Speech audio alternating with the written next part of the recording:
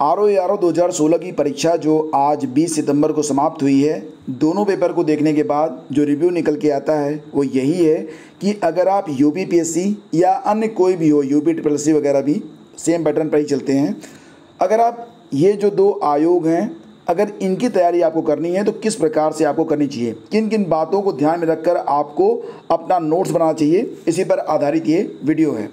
देखिए, मैं आपको बता दूं कि चीज़ें जो होती हैं अगर आपको याद हैं तो वो आपको आसान लगती हैं, याद नहीं हैं तो वो चीज़ें आपको कठिन लगने लगती हैं।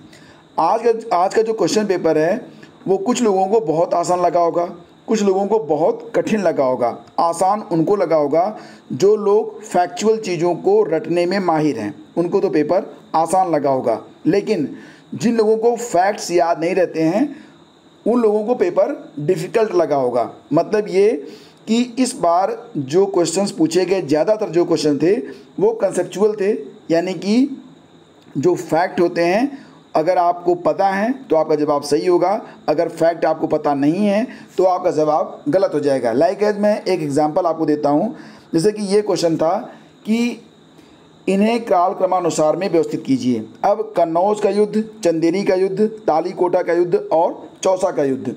अब यहाँ पर आपको एग्जैक्टली अगर पता होगा कि कन्नौज का युद्ध कब हुआ, चंदेरी का युद्ध कब हुआ, तालीकोटा का कब हुआ या फिर चौसा का कब हुआ, तभी आप इन्हें कालक्रमानुसार में लगा सकते हैं। ठीक है। इसके बाद अगला सवाल देखिए, ये भी बिल्कुल इसी प्रकार से है कि गांधी इरविन समझौता, पूना पैक्ट, पूर्ण राष्ट्रीय स्वतंत्रता की घोषणा, सविनय अवज्ञा आंदोलन। तो आपको जो है मतलब ईयर वाइज आपको ये फैक्ट जो हैं वो याद रखने हैं। और साथ ही साथ आप देख रहे हैं कि इस बार मतलब जो सूची 1 और सूची 2 का मिलान करने वाला होता है उससे तो मतलब बहुत ज़्यादा क्वेश्चन पूछे गए थे और लगभग हर टॉपिक पर, लाइक एज भारतीय संविधान, भारतीय इतिहास, करंट अफेयर्स जो भी है उस पर जो है इस प्रकार के क्वेश्चंस डाले गए थे। साथ ही साथ अब देखो जैसे कि यही हो गया, वायुमंडल की लंबवत संरचना में सबसे निचली सतह कौन सी होगी। तो देखो ये जो चीज़ें हैं अगर आपको याद हैं तो आपके लिए बहुत आसान है, लेकिन जिन लोगों ने इसे याद नहीं रखा है उनके लिए चीज़ें ऑटोमेटिकली ये मुश्किल हो जाती हैं।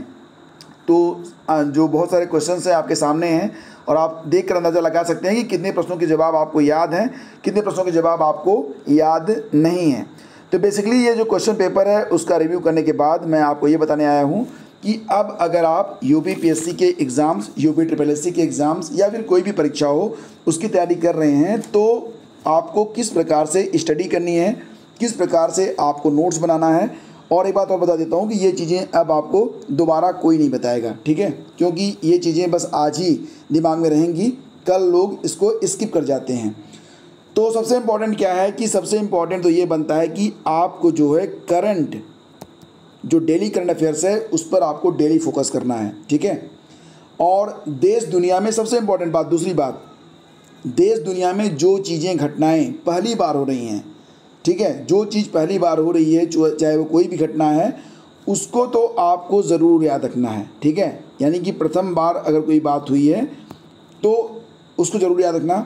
भारत और दुनिया में जो सबसे बड़ा है उसको भी आपको याद रखना है, लाइक सबसे बड़ा ज्वालामुखी कौन सा है, इसके अलावा सबसे बड़ा पर्वत कौन सा है, सबसे बड़ा पठार कौन सा है, सबसे लंबी तटरेखा कौन सी बनती है, साथ ही साथ सबसे बड़ी तेल रिफाइनरी कौन है, सबसे बड़ा पोर्ट कौन है, एयरपोर्ट कौन है। ये सारी चीज़ें आपको याद रखनी ज़रूरी हो जाती हैं। और सबसे बड़ी बात कि सभी पुरस्कारों को आपको डेट और नाम के साथ याद रखना है, क्योंकि अब ज़्यादातर जो क्वेश्चंस हो रहे हैं वो ऐसे ही पूछे जा रहे हैं। और सबसे इम्पॉर्टेंट बात और भी कि आपको जो है जो प्रसिद्ध ज़िले हैं उनके जो प्रसिद्ध प्रोडक्ट हैं, लाइक ताला है तो वो अलीगढ़ में बनता है, पीतल के बर्तन हैं मुरादाबाद में बनते हैं। तो इस प्रकार जो प्रसिद्ध उत्पाद हैं उसके बारे में भी आपको पता होना चाहिए, बिल्कुल रटा हुआ होना चाहिए।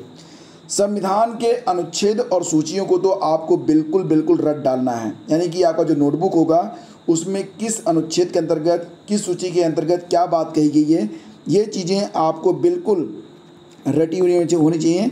क्योंकि अगर आप भारतीय संविधान के इन अनुसूचियों को और ये जो चीज़ें हैं लाइक अनुच्छेद वगैरह, तो अगर आप इसमें गलती करते हैं तो मैं देख रहा था कि बहुत सारे क्वेश्चन तो डायरेक्टली पूछे गए कि अनुच्छेद और अनुसूची पर आधारित थे। सबसे बड़ी बात ये कि कौन सा परिषद, कौन सी समिति और कौन सी कमेटी संविधान से संबंधित कब बनी, ये आपको ईयर वाइज याद रखना है। ठीक है।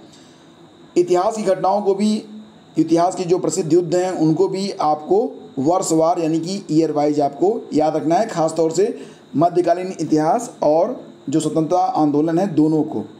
खनन क्षेत्र और खनिज जरूर याद रखना कि मतलब कौन सा खनिज किस जगह से मिलता है, सबसे अधिक उत्पादित, जैसे कि लोहे का सबसे अधिक उत्पादक राज्य कौन सा है, मतलब सबसे ज़्यादा खनिज कहाँ पर मिलता है लोहे का, और सबसे बड़ा उत्पादक देश कौन सा है, ये सारी चीज़ें।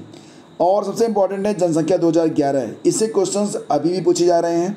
तो प्रीवियस ईयर के जो क्वेश्चन पेपर हैं उसमें जो प्रश्न हैं उसको तो देख के जाइए, क्योंकि मैं देख रहा हूँ कि प्रश्न लगातार रिपीट हो रहे हैं।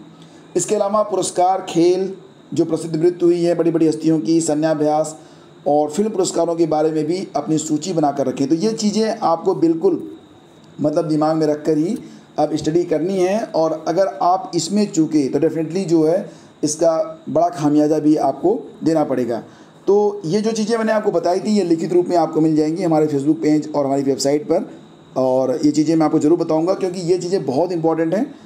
तो फिलहाल जो आंसर की है थोड़ी देर में मैं अपलोड करूँगा, और उसके बाद आंसर की भी आप लोग देखिएगा, जिसका लिंक इसी वीडियो के डिस्क्रिप्शन में आपको मिल जाएगा। ठीक है। तो फ्रेंड्स सभी को मेरा नमस्कार, मिलते हैं आपसे अगले वीडियो में, तब तक के लिए जय हिंद।